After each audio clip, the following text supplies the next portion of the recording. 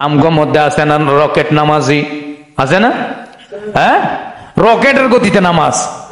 বাবা বোঝা যায় বাইরে মনে বিমান দাঁড়ায় রয়েছে এর নিয়ে যাওয়ার লেগে, এত স্পিড। কোন রকম রুকু সাজদা উঠার পর উঠলো আর পড়লো, ওরা দৌড়া মারলো, বস বাইরে গেল গা। কোন রকম শুধু জুমার 2 রাকাত, জুমার 2 রাকাত, এই জুমার 2 রাকাত পরেই শেষ, বাড়িতে দৌড়।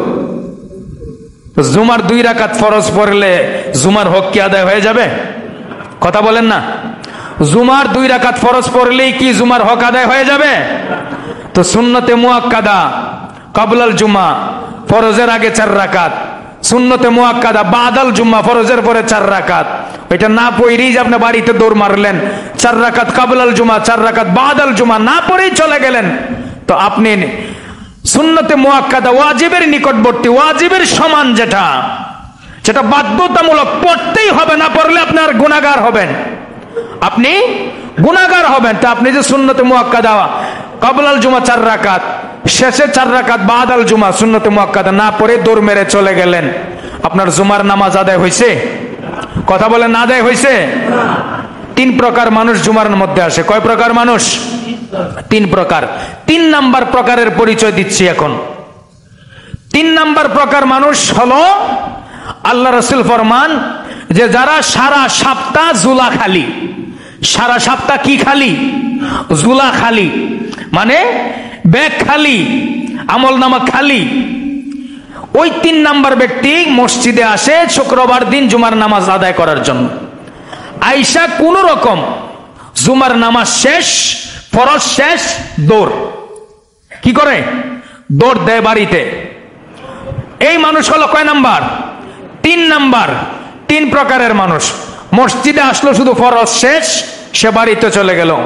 যতক্ষণ মসজিদে থাকলো একটা ভাব আছে না, এই যে জুমায় আসছে একটা ভাব আছে না, ভাব, ওই ভাবটা একবার এর সাথে, পাশের সাথে, একবার এর সাথে, একবার পিছনে, একটা ভাব। এর ভাবটা বৈশা বৈশা কি করছে? জাহির করছে, হেরে দেখাইছে, হেরে দেখাইছে। ভাব ভাব দেখানো শেষ, ফরজের সময় হয়েছে, বস স্পেশাল নামাজি 2 রাকাত ফরজ পড়ে দেউটা দৌড়, ওই যে রকেট নামাজি।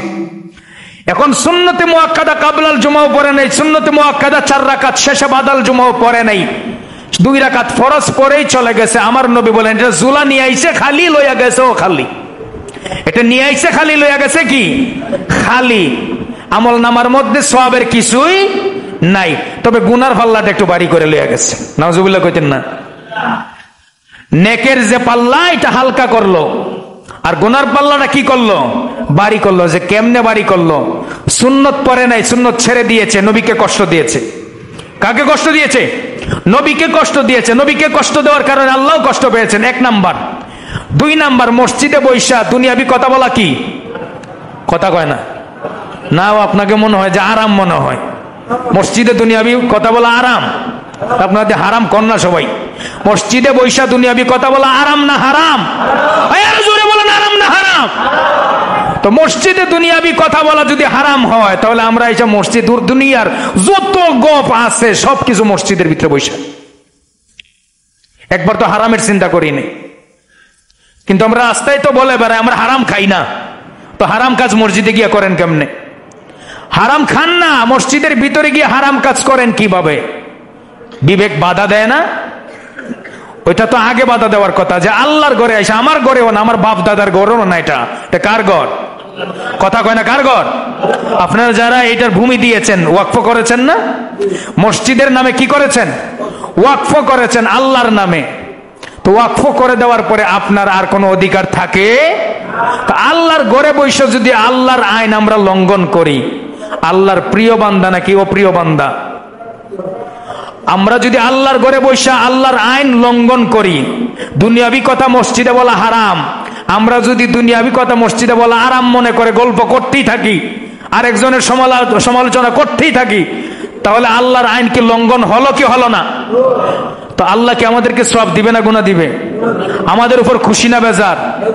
এটা বিবেক দ্বারা খেয়াল রাখতে হবে।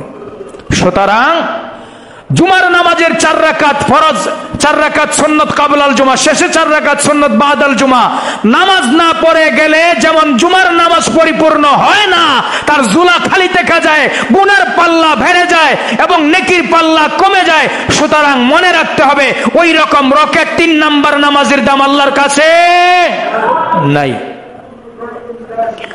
বন্ধুরি আমার, ওই ব্যক্তি যখন নামাজ তাড়াহুড়া করে শেষ করে আল্লাহুম্মা গফিরলি ওয়ারহামনি বলে দোয়া শেষ করে চলে যাবে, আল্লাহর রাসূল বলেন, এ ভাই নামাজি, এত তাড়াতাড়ি করে নামাজ পড়লে কেন? যখন তুমি নামাজ পড়বে, যখন তুমি নামাজ পড়বে, দোয়ার জন্য বসবে, তখন আল্লাহর প্রশংসা করবে, যার তিনি যোগ্য, এবং আমার উপর তুমি দরুদ পাঠ করবে। নবীজি শিখাচ্ছেন, যখন নামাজ শেষ, তখন নামাজ শেষ করার পরে যখন দোয়া করবে, দোয়ার শুরুতে আল্লাহর প্রশংসা করবে। কার প্রশংসা? জোরে কন্যা, কার প্রশংসা? আল্লাহর প্রশংসা করবে, আমার উপর দরুদ পাঠ করবে, তারপর আল্লাহর নিকট দোয়া করবে। তুমি যদি আল্লাহর প্রশংসা করো, আল্লাহর কাছে ক্ষমা চাও, আমি নবীর উপর দরুদ পাঠ করো, তারপরে যদি তুমি দোয়া করো, ওই দোয়াটা আসমানের মধ্যে ঝুলে থাকবে না, ঝুলে থাকবে না, আটকিয়ে থাকবে না, আল্লাহ রাব্বুল আলামিনের দরবারে পৌঁছে যাবে।